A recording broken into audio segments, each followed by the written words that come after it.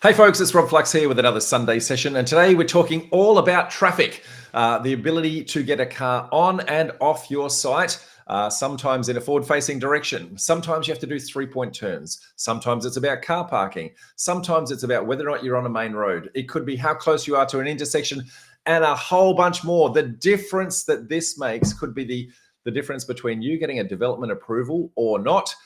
Or it could be the difference between you getting one extra dwelling or otherwise. So in order to help us navigate this, we have Hany Takla from Hemanote Consultants, who's going to help us. A good friend of mine and former student. Hany, welcome aboard, mate. Hi, Rob. How are you going? Mate, I am nice to be here, mate. Absolutely. Now, we've had a couple of technical challenges to get here. So the fact that we are doing this right now, folks, please forgive us if anything goes wrong. But we're going to have a blast, mate. We're going to talk all about traffic and traffic management. But before we do, who is Hany and who is Hemanote Consultants? Tell us a little bit about why you are the expert that we want to be listening to today. All right. My name is Hany Takla. I am a civil engineer, being from UTS Uni. I've been working in this career for about 23 years. Hemanote Consultant specialized in any traffic and transport matter with different size of development from medium size or small size up to residential commercial development. We have been working, I have a wide experience from local council, from the state authority as well, and for over 20 years in private sector. We're working with the developer and with council in some projects in order to resolve all the issues, transport and traffic. Now, it's fair to say, because we are an Australia-wide audience, that you are New South Wales based. So some of the things that we're going to be talking about, we might reference some New South Wales terminology, but the principles that we're talking about here are going to apply everywhere. There might be some slight nuances with regards to dimensions and sizes and things like that, but conceptually, everything's going to apply everywhere. So just to add on, Rob, everything we use is used Australian-wide from Australian standard to Austro. So everything is being used as a tool that we use in assessing any development. It's like national-wide. It's not just New South Wales. Yeah, absolutely. So now traffic management, mate, is one of those things where a lot of people in the early stages from a due diligence perspective, they kind of overlook the potential issues or challenges that they might come across from a traffic management perspective. So we're going to try and deep dive into all of the different things that could go right and wrong on a site, and opportunities for them to be investigating that at the early due diligence stages, and where appropriate, engage with a traffic management consultant like yourselves. But what are the common challenges that people would come across? So I've got a list of things that I want to rattle through here. But what are the most common challenges that you see people overlook? Look, it's a many, and when you dig into it, is many of it. But if I summarize it, just to make it easier for people to understand, any geometric issues in the road, like from being in the bend, having a steep, having a crest, we call it like a hill in the road, or a crest on the road, being close to an intersection, as you mentioned before, and not just close the intersection, depend which side of the intersection, it makes a difference. Absolutely. As well. And then if you have a bus stop, you mentioned it before as well, having a bus stop outside, having a signage outside, having a tree, having a power pole, having a small, like a small island, some people see it in the road, that could affect your access point, the location of your property from intersection being opposite to it or close to it. Another one could be close to a pedestrian crossing, could be close to a school. It's a many issues that you have to look at. Absolutely. So we're going to try and go through them one at a time. So you've rattled a whole bunch off there, and I've got a list of a whole bunch more. We're going to go through them one at a time and try and give some people some insights into what it is that they might actually be missing. Now, this can be as simple as a basic, knockdown rebuild, all the way through to, a high-rise apartment complex. All the same issues and challenges will arise, but the order of magnitude might actually be different. So I'm going to kind of prompt you with a list of things that I've got written down here, mate, and we'll see if we can knock a couple off. Hey, so you touched on proximity to an intersection. So this is a common one that I see because it, as you rightly pointed out, it depends on what side of the intersection, because cars travel on the left-hand side of the road in Australia. So if you're I guess leading into an intersection is very, very different to if you're leading out of an intersection. Correct. Yes. So if you're leading into intersection, we call it approach leg to the intersection. It has other issue than actually leaving the intersection, which is departing from the intersection. Issues could be resulting from queuing. If you're approaching to the intersection, the queuing on the road can affect you accessing the property. If you might just explain what queuing is, just for some people who might not understand it.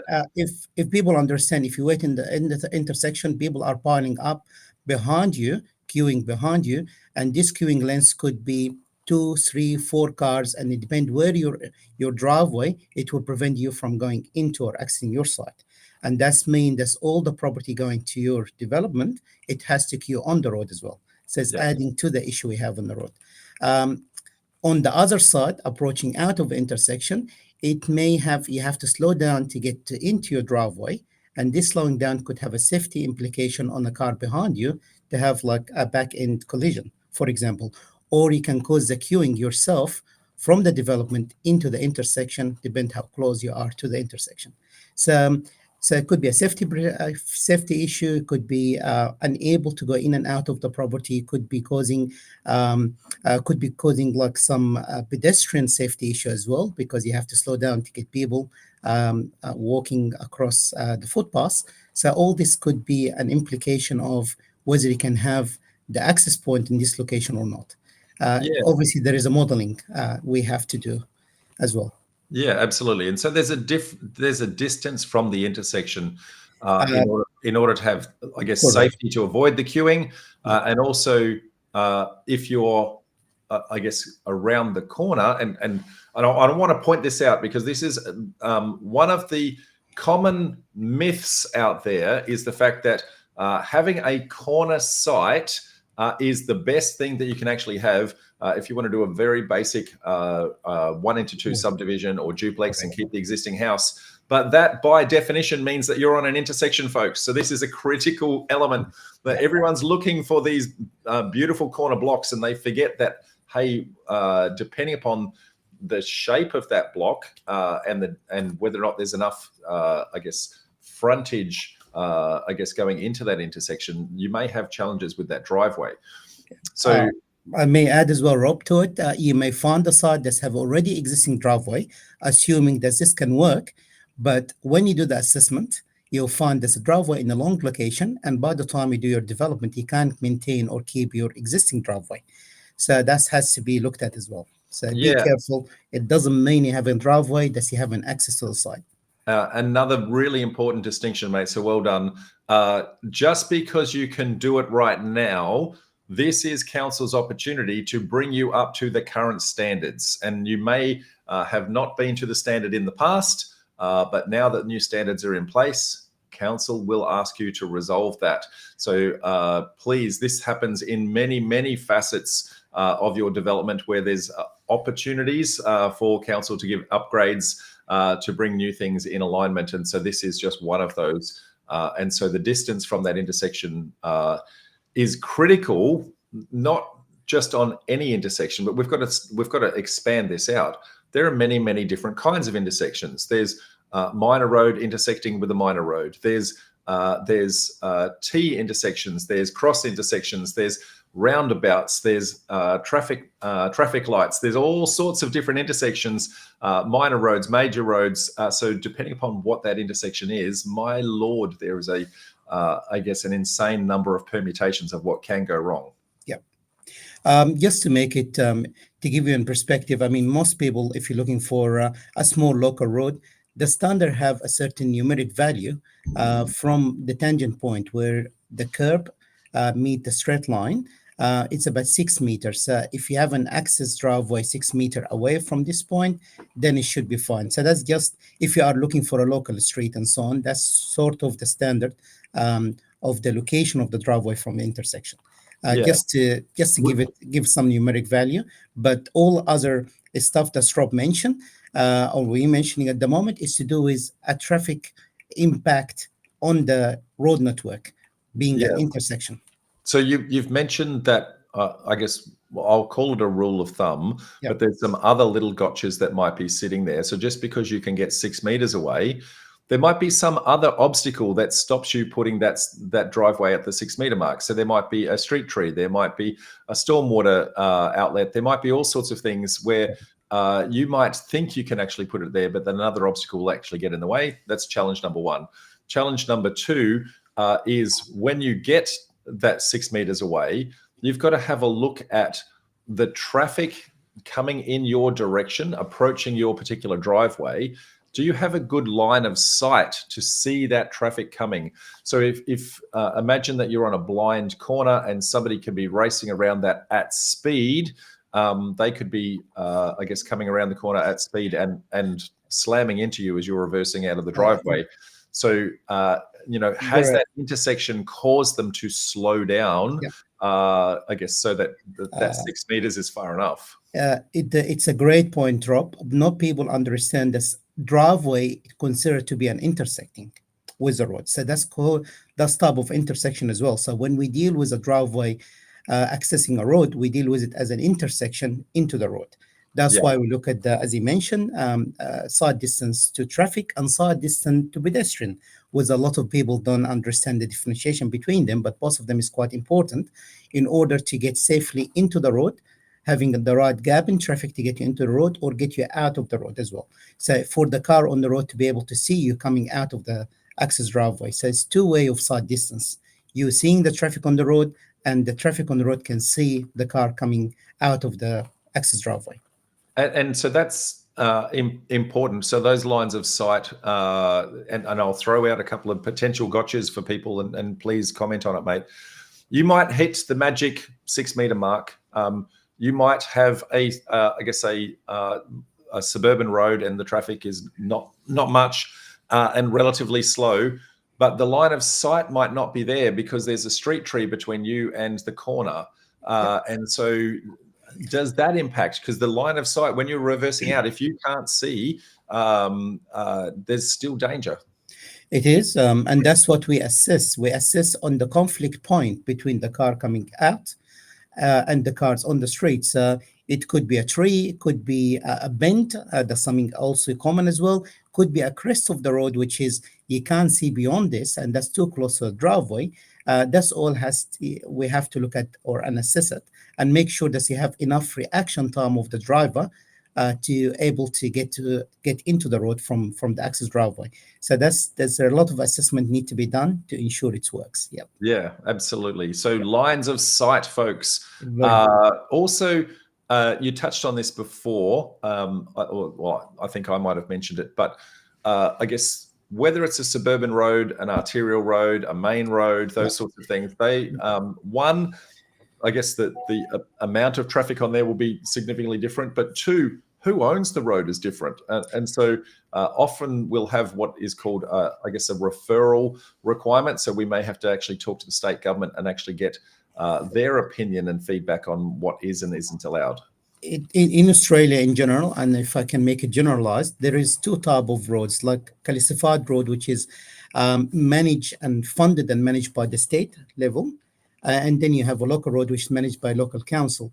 The federal you sometimes get involved in a state road that's running between different states, like Hume Highway, for example, is running between Sydney and Victoria. So you will find the funding happening from the federal level. But when it's a state managed road or funded and managed road, it has to be, once you put your application, if your development will need an access from the state road, we call it classified road. It has to be referred back to a body called Transport for New South Wales that's in New South Wales. In Victoria, I believe it's called VIC. It's a Vic Roads, it's called. Vic Road, yeah. And I think Queensland called TMR. Transport and main roads in Queensland. Main Yeah. roads, yeah. So basically, if we just said the main roads department of each state, that's probably going to kind of Make it, yeah. generalize that. Obviously, they have different type of assessment because, or a little bit more restrict assessment because the volume of traffic in this road is huge. The requirement of the driveway width and side distance will be different because the speed is higher. The reaction of the driver has to increase. You have to get the car quicker out of the road, and you have a very short span of time to get into the road itself. So the amount of traffic generated from development, it become an issue. And they have a very strict rule of sometimes leading to a certain type of turning treatment into your development and can cost a lot of money. Yeah, so there's getting on and off the site. There's also the number of driveways that they may allow because they don't want multiple driveways, I guess, reversing out onto a main road. They won't want multiple bin collection points and things like that. So whilst that's not a traffic management perspective, it is another thing to actually, if you're talking about, I guess a main road authority, they're going to care about, they don't want a truck in the middle of peak hours stopping for 100 wheelie bins, for example. So there's a whole bunch of considerations with those sorts of things. And may add as well to what he said about corner lots. If you have a corner lots on a state road with a local road, make sure that whatever you're going to do in the design, you will have your access road or access driveway from the minor road, not from the state road. So whenever you have any development in the corner road, have to look for access from the minor road because definitely they will. Even if you have an existing driveway, they will ask you to close it.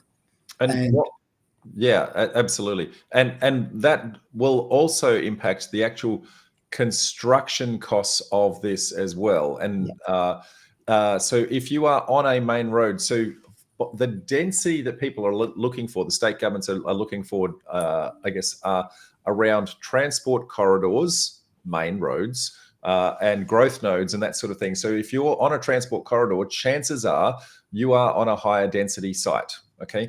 But the conflict there is that you will have more traffic impacting the site, and you are generating more traffic. So almost certainly that's going to require, I guess, engaging a consultant like you and a referral to the state government. But I guess one of the biggest things is you are now constructing on a main road. So during that construction period, that's going to cause all sorts of pain points with regards to how you do the traffic management and what they call a traffic management plan. And we'll touch on that a little bit later. But you're going to potentially have to have lollipop people slowing down the traffic. You might have limitations with regards to how and when you can deliver materials to site and a whole bunch more, folks. So be extraordinarily careful with main roads. I will throw something in this discussion, Rob, as well. If not just the referral happen when you are on a classified road or a state road, even if you are close by 100 meters to a traffic light in a local road, it still has to be referred to the state body in New South Wales, Transport for New South Wales. So it's not just when you're classified road, when you're 100 meters away from a signalized intersection, it will be referred to them because they manage all the signalized intersection in New South Wales. And 100 meters is a lot further than it looks when you've got a lot closer than it looks, I should say. When you've got a sweet spot with a higher density type site and you go, wow, this is a cracker, that can trigger very, very fast. So next one, mate, bus stops, pretty simple, easy concept. Sometimes it's just, a yellow stick with a sign that says bus stop. And other times it's an entire, it's a little shed and concrete pad and a whole bunch of other things. What are some of the things to consider with a bus stop? Look, if that's happening in any development, consultation with the state transport authority as well will be quite important to see if the bus stop can be relocated. It's very hard as well to be relocated in some instance because you may have other driveways, you may have intersection close by. It's not part of their. They don't like to relocate in front of people. People can complain about it. So it takes a lot of effort to relocate a bus stop. So you need to see if it will be willing for it to be done. It may be some physical restriction for it to be relocated, maybe in a position that you can relocate it because they come located further away, could be an intersection at the front, could be driveways at the back, could be a school behind it. It's just a little bit difficult to see if it's going to be relocated. So assessment with the state authority need to be done to make sure it can be relocated. So if it's in a local road and simple, it can be done. Could be a matter of putting an application through. They assess it and it could be approved. But sometimes the whole application could be shut down if the allocation couldn't be done. So Yeah. you have to be very careful about some of the bus stops. Obviously, it costs money as well. So any work that's be done on the outside your boundary is not under your control. It has to be done certain standard. It has to be done by certain contractors, and that costs a lot of money to be done. Yeah, you would think that just picking up a yellow stick and moving it wouldn't cost much, but you have to use, I guess, the consultants that the state government tell you to actually use. Now, some of the challenges that people might not even think about with regards to a bus stop. Buses are very big vehicles. They need a lead in, I guess, distance and a lead out distance in order to safely traverse the side. And so you think, oh, it's just the size of the bus when it's parked, but it's actually not. I guess you then compound that with where is your driveway going to sit. So you've got to think about, and we just touched on the driveway before. So where is the driveway going to be located, and the impact of the bus those two might be in conflict with each other. So it can go from 15-meter to 30-meter bus zone, even if you don't see the sign posted. That's what the area they look at. There's nothing should be in between. Yeah, so I get a question to me very regularly about can I relocate a bus stop? And the big elements you touched on before is if they're going to relocate it in front of somebody else's house, that somebody is going to complain bitterly, typically. And so you are going to need to actually go and engage with that person in advance before you actually try and impose it on them. And you might have to offer them some sweet incentives to encourage them to take that challenge on. But if you have a wide enough frontage, if you can relocate it on your own site, is going to be a much better outcome than somewhere else. Let me add something as well. You may have an existing bus stop, and you think that by relocating will be exactly the same standard. By the time you relocate it, they will ask you to upgrade everything to have the right bed, some of the signage to be put in place, other things in the curb need to be done, and that's going to cost you more than what's used to be. Yeah, so all of a sudden you have to build a bus shelter, whereas before it was just a yellow stick. Now it's a full bus shelter, and with electricity to it for lights and all sorts of things. And they've got to now put their advertising signage in there. So there's going to be a whole bunch of upgrades that needed to go in there. Boy, they love their free upgrades, mate. Correct. We've seen it all. Okay, so next one, mate, road geometry. Now, you did touch on this a little bit before, but the shape of the road leading into your site. So not all roads are perfectly straight. Okay, so you touched on this before. There might be a bend, there might be a crest on the road, those sorts of things. Yeah. What are some of the challenges that you might need to think about, and why does that impact it? As we touched on it before, in the road, we call it different alignment. There is a vertical alignment being the crest and so on. There is horizontal alignment being the bend, as he mentioned. So that's the two areas we look at, horizontal and vertical alignment, as we call it in traffic. But it's the side distance. There is a certain distance from the driver eye to the vehicle need to be achieved depending on the speed of the street. So imagine if you are in a crest coming down to the driveway, obviously the speed will be higher, plus the driver doesn't have enough distance to see it. So that's a challenge we have to say, okay, do we have enough safe reaction time of a driver, whether on the road on the driveway can see the traffic before the conflict point happen.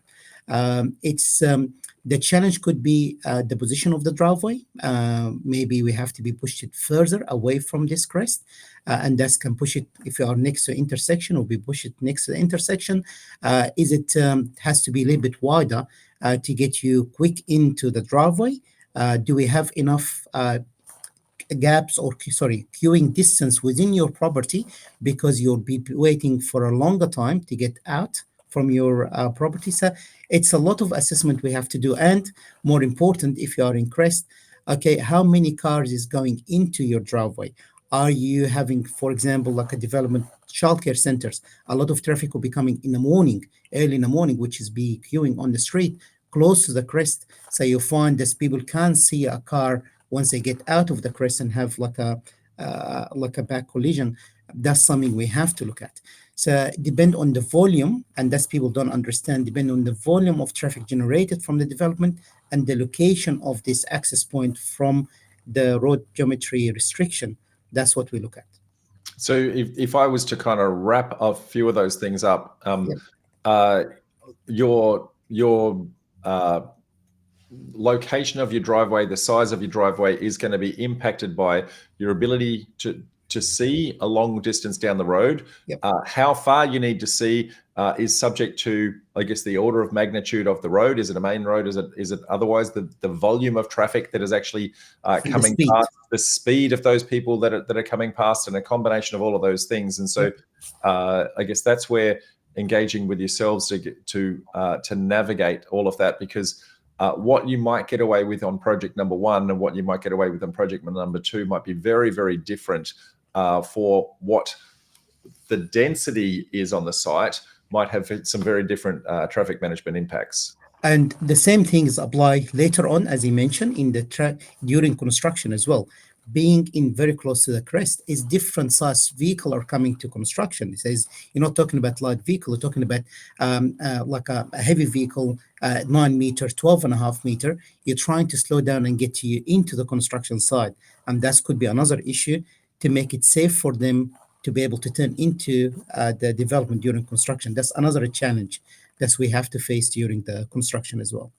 So that's before and So now here is an oxymoron. Okay, we're talking about traffic management. Okay, but traffic is not just cars. No. Traffic is also pedestrians, and so proximity to high volume pedestrian activities can also have a major impact on a site, can't it?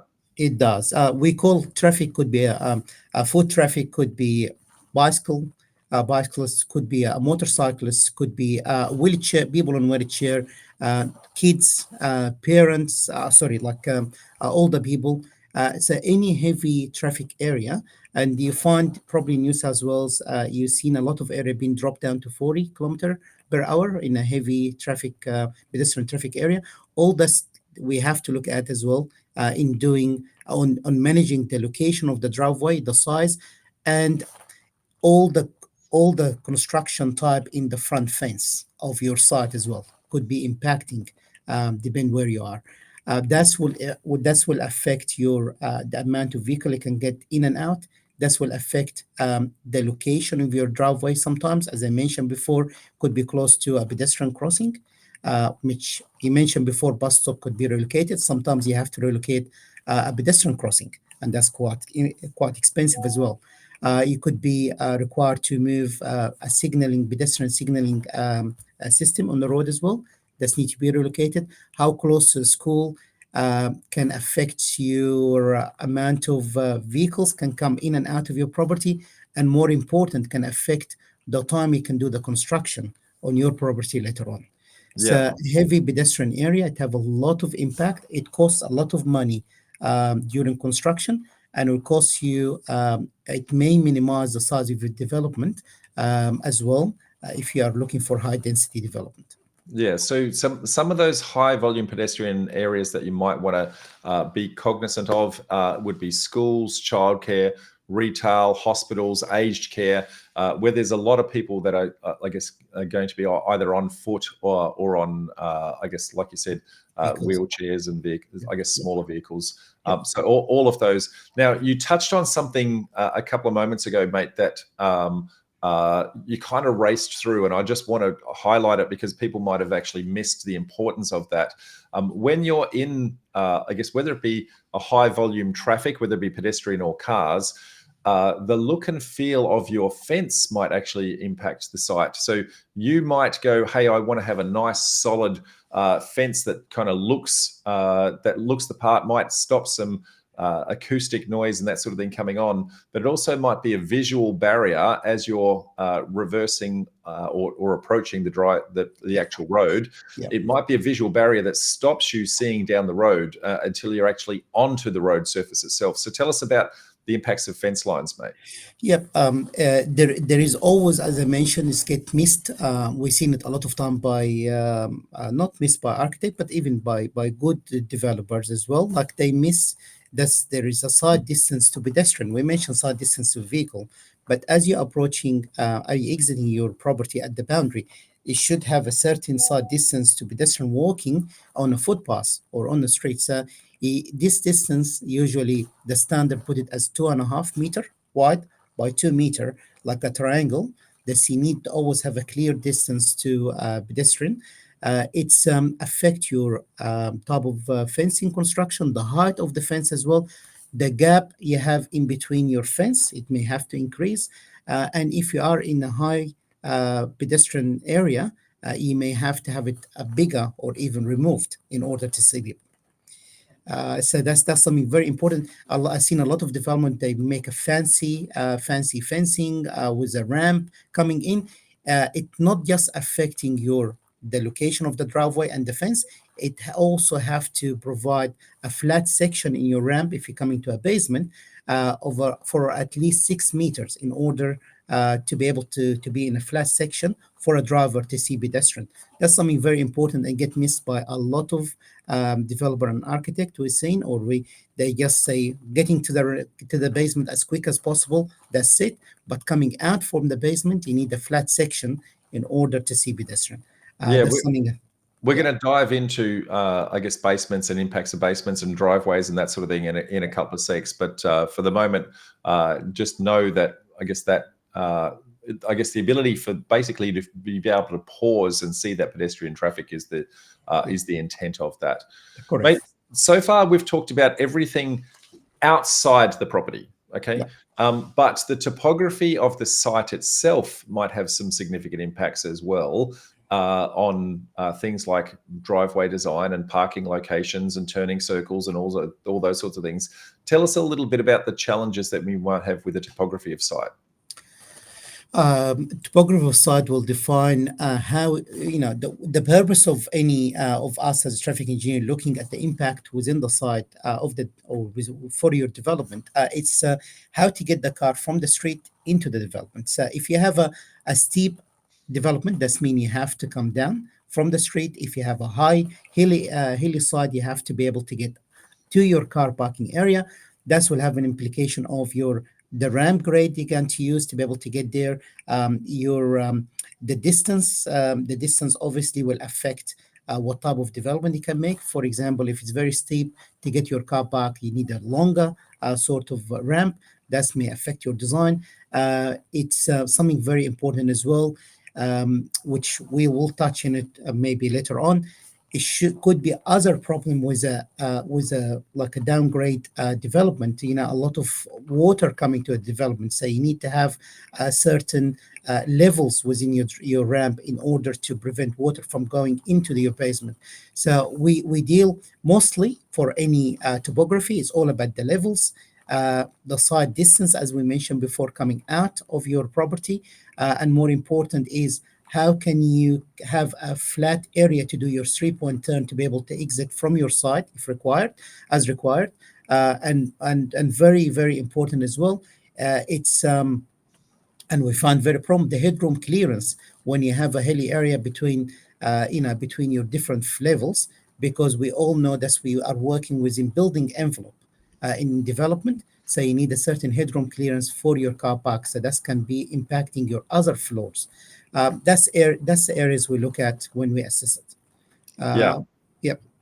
So lot to consider. So with regards to that, and as you touched on, I guess, and we'll talk all about driveways themselves a little bit later, but the slope, whether it be up or down, might mean that the angle of that driveway might be beyond the Australian standards, because we have to be considering people that might be accessing the site, not just from a car perspective, but they also might be pedestrians traversing that, and I guess people in wheelchairs and that sort of thing as well. So the last thing you want is a super steep ramp where people can't actually navigate that safely, irrespective of a car with a motor being able to drive up it.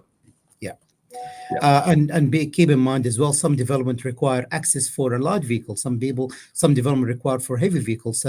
Depending on the size of the vehicle, the grade of this ramp will be different, because there is a different standard for light vehicle and heavy vehicle when we look at it. So that's something also different. And the turning circle that's required for heavy vehicle is much different than the light vehicle, obviously, and that's could impact your car park design as well. Yeah, so let's talk about heavy vehicles, mate, because there's a lot of different reasons for heavy vehicle. Now, in most people from a residential perspective wouldn't be thinking that have heavy vehicle requirements, but the most common one would be waste collection. So rubbish trucks are not small.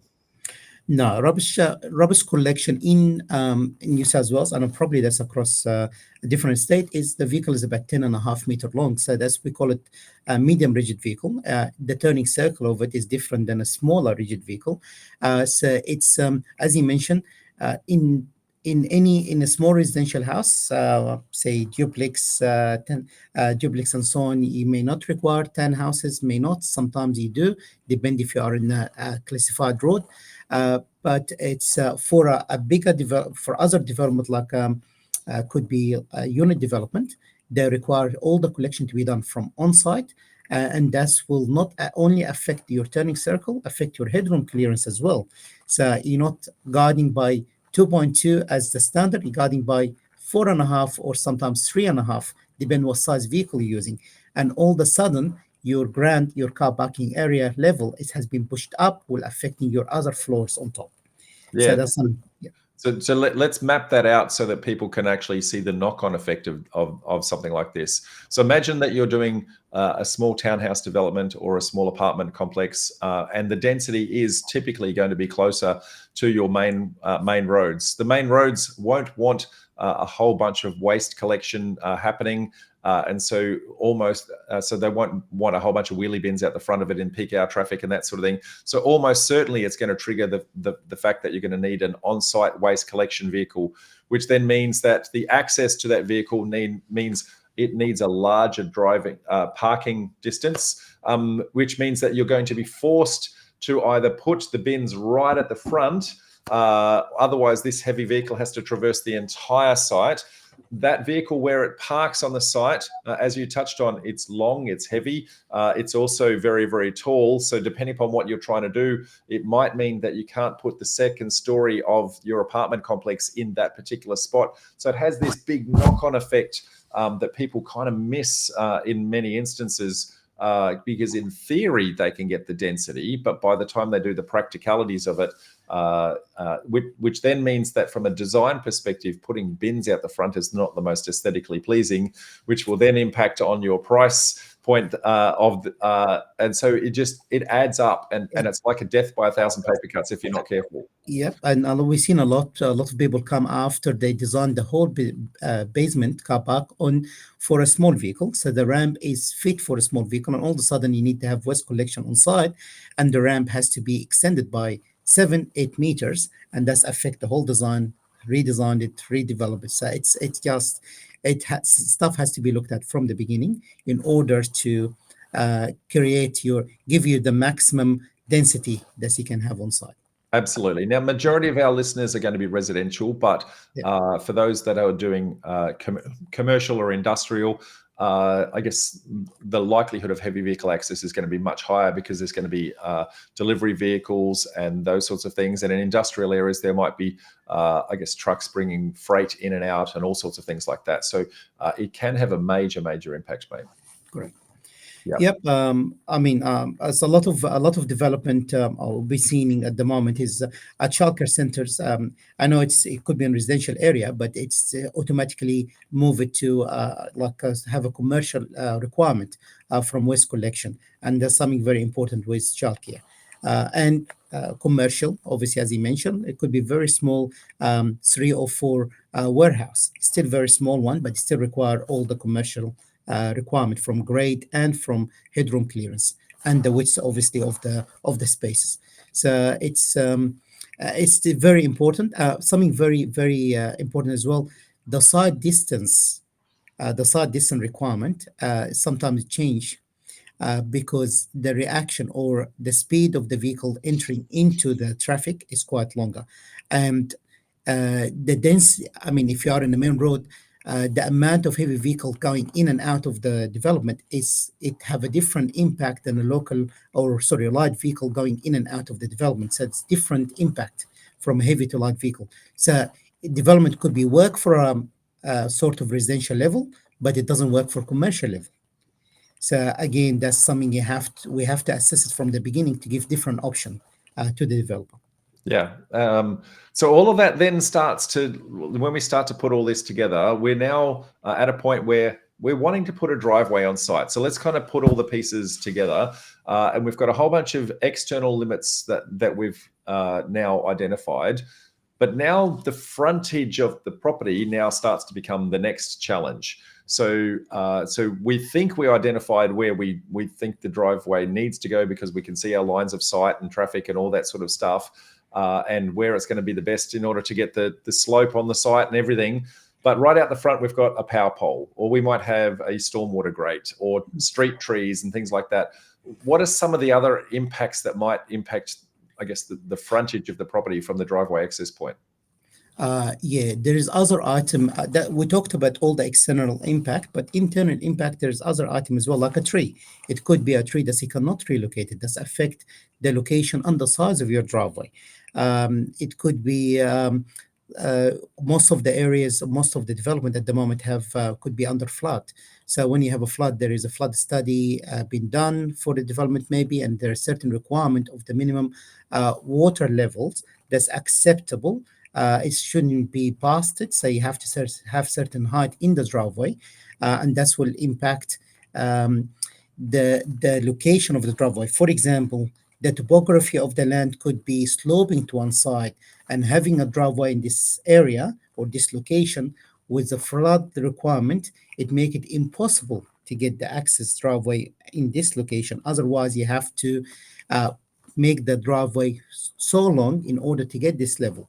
Other issue you will have, and we've been seeing it, most of the stormwater design that's get done on the side, you need an on-site detention, and usually at the front of the site, depend on the size of it and the location, it may restrict the slope of the driveway because they need to have certain volume of tank under.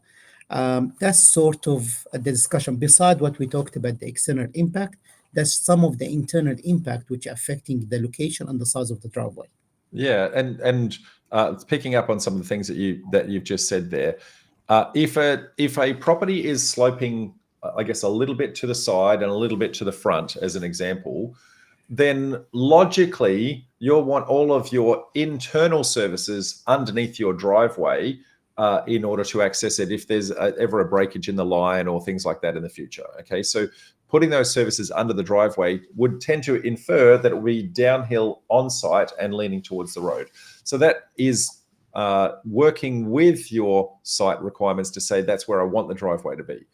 But then that, just because gravity is pointing in that direction does not mean that we get all the other things that we're talking about with regards to lines of sight and all those sorts of things. So sometimes we may have to force the site to kind of do that in order to go the other way to actually get it out in order to meet the driveway standards that are actually sitting on there. But mate, what I was getting to at the start of that question though was proximity to something like a power pole. So we have to, I guess, we have to have a distance from the power pole. That will change from state to state and jurisdiction to jurisdiction, depending upon who the energy authority is. But typically, mate, what do you see? It does. Usually between 700 to 1 meter, that you need to be away from a bar pole. Not just a bar pole, from some utility pits like Telstra or other things on the footpaths. They require a minimum distance, could be 1 meter as well. So rule of thumb, if you are 1 meter away from any utility service or power pole, it should be fine. It could be more, it could be less, depending on the asset owner on the footpath. Something I haven't mentioned as well that's quite important. We talked about all the restriction we have, but sometimes in order to get the levels at your boundary, you may need to look at the alignment or the level on the footpath. So the footpath itself, because we're designing the level at the boundary based on the curb invert level and the footpath. So these two things may impact on the level you have at the boundary, not just the flooding. And that will cause you to be a certain level, and you need to get from this level to your car park, whether it's a basement or a garage. It may impact the length of the ramp in order to get from point A to point B. So the footpath could impact on the alignment of the footpath could impact in your boundary levels. So you're right, Yes, but I've seen heaps of slopey footpaths. Like the site is perfect, but the footpath is like at that sort of angle. Yeah. So you have to maintain your driveway, your boundary alignment, similar to what the footpaths look like as a slope of the footpath, and that's what may impact on obviously the level of the car park, on how far the car park need to be able to get to the level that's you designed for. Yeah. You touched on one that we kind of rushed over very quickly, which was a utility pit. So it might be Telstra or NBN or something like that sitting out the front. A lot of people will assume that those things are trafficable and you can actually drive over it, and that's certainly not always the case. Yeah. And then the next question is, surely it can't be much to relocate it. Look, relocating not just this. Sometimes you have, the green pillar you have on the footpath as well. That's electricity power. If you imagine relocating will be just easy to pushing from one side to another, it can cost you over $30,000 of doing something like this, or even more. So it's not a simple thing to be done. It's not trafficable, and most of the asset owners is not just relocating it, even raising it sometimes.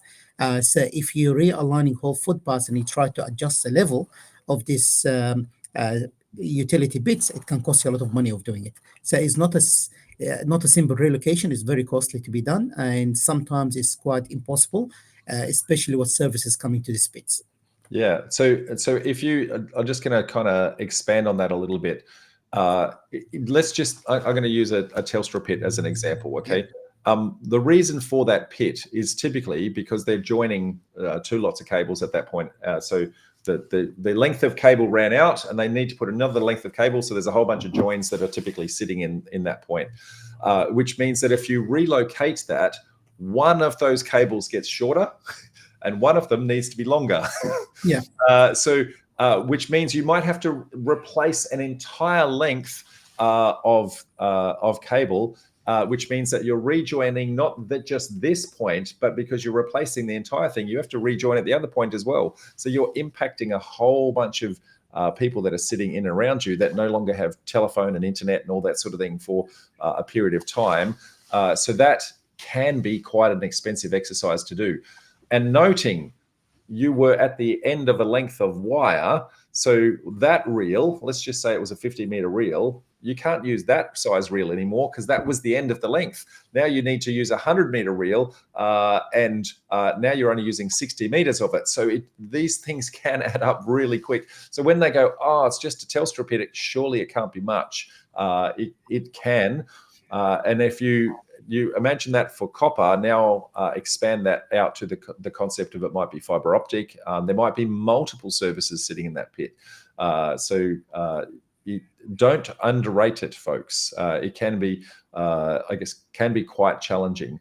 The other thing, mate, we've found the perfect spot for a driveway. We've looked at all these things and we've got the perfect spot, and we want to go and dig it up. And then all of a sudden we work out that there are actually underground services that are actually sitting in that footpath. So what are some of the internal underground services that we might be having to be contemplating? Are you talking about external or internal services? External. So External, yeah, you may have, and that's something it happens a lot of time. You may have to lower some services, whether it's water, electricity, or gas, and that's all cost money. Which because imagine when you have a footpath and you're having a normal grass area, you are higher. By 150 mil because the curb is 150 mil. All of a sudden, you need to drop this down in order to get you to your boundary and realign all your footpaths to it. You'll find that you don't have enough clearance for the underground services, and everything has to be lowered down. You may you probably be in control of what's happening within your side, but you're not in control of what's happening outside your boundary. That's something also could be an expensive activity to do. So doing a quick dial before you dig, I believe, whatever the name of it at the moment is, to getting all the services or engage with before you dig Australia. before you dig. Yes, correct. Yeah. That's quite important to be done, just to understand what service you have and how deep the services from the footpath. Because having a footpath as a pedestrian traffic is different than having a vehicle going over it or a heavy vehicle going over it, because your concrete depth is different, your loading is different, and that will change the clearance you need to have underneath.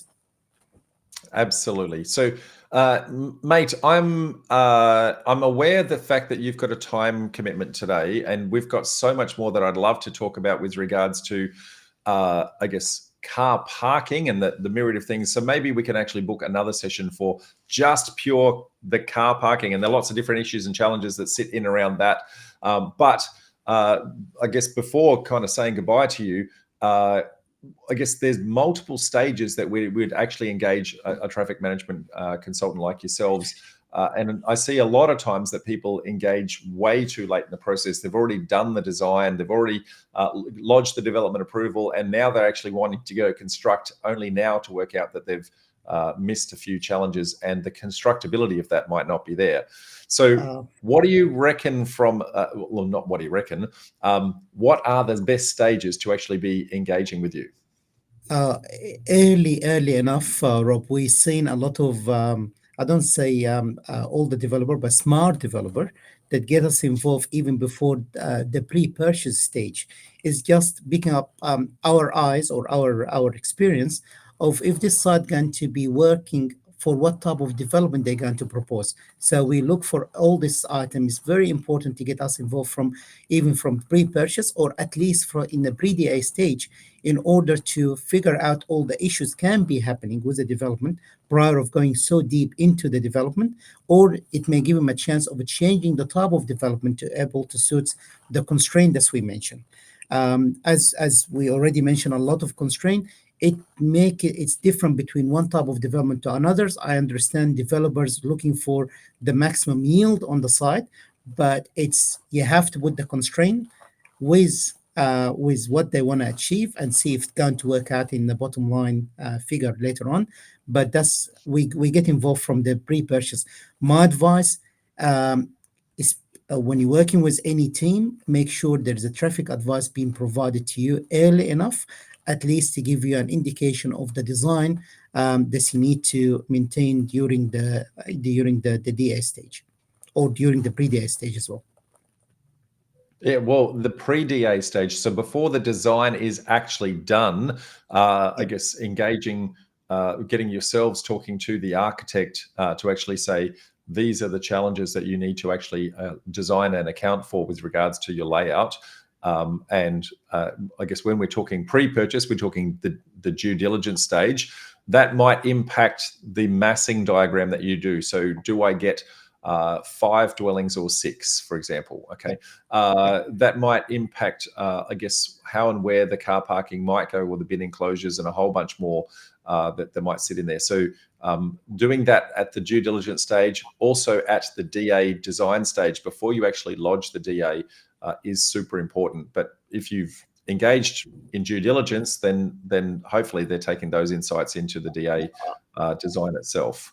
And may I add something else as well, Rob? It's very important. Absolutely. Sometimes the changing of the SEP or the state government rules change very often. So you may find that an advice from a traffic can impact on the potential increase on number of type of development you can have on site.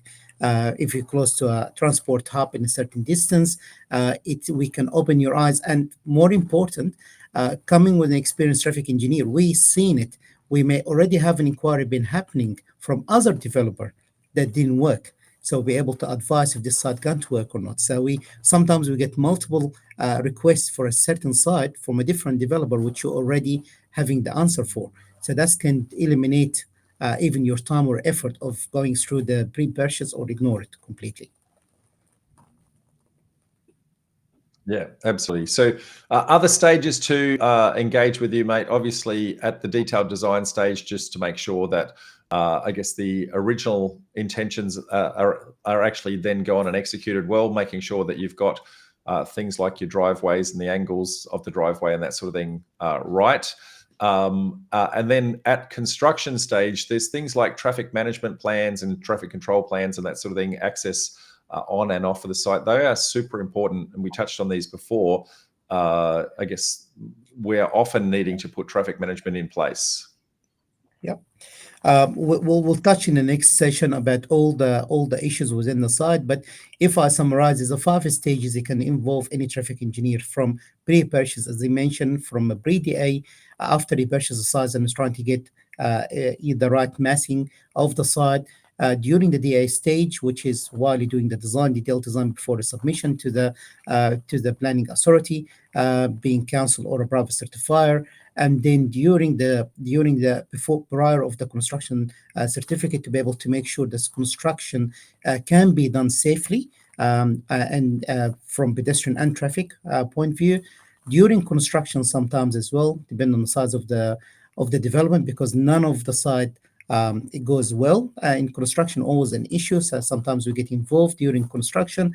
And the last stage is before obtaining your occupation certificate, as you require someone to review all the car parking and ensure that's been done according to standard and approved drawing in order to get your compliance certificate for your OC. So that's the stages that traffic engineering get involved. Obviously, in between, we work very closely with all the different consultants, as I mentioned, from architect to stormwater engineer to structure engineer to mechanical engineers. Everything that's within the basement on the building that's affecting traffic that we have to look at, and also work with, as Rob mentioned, with external parties, being other transport and council, obviously, to make sure that all the traffic matters that result from the development can be accommodated within the site and from outside in the road network. So that's sort of high level of our involvement with consultant and other parties, external parties. So in short, mate, what you're saying is do not underestimate the power and the impact of traffic management, and please make sure that you engage with someone like Hany in your team very, very early on, and don't assume this can be complicated.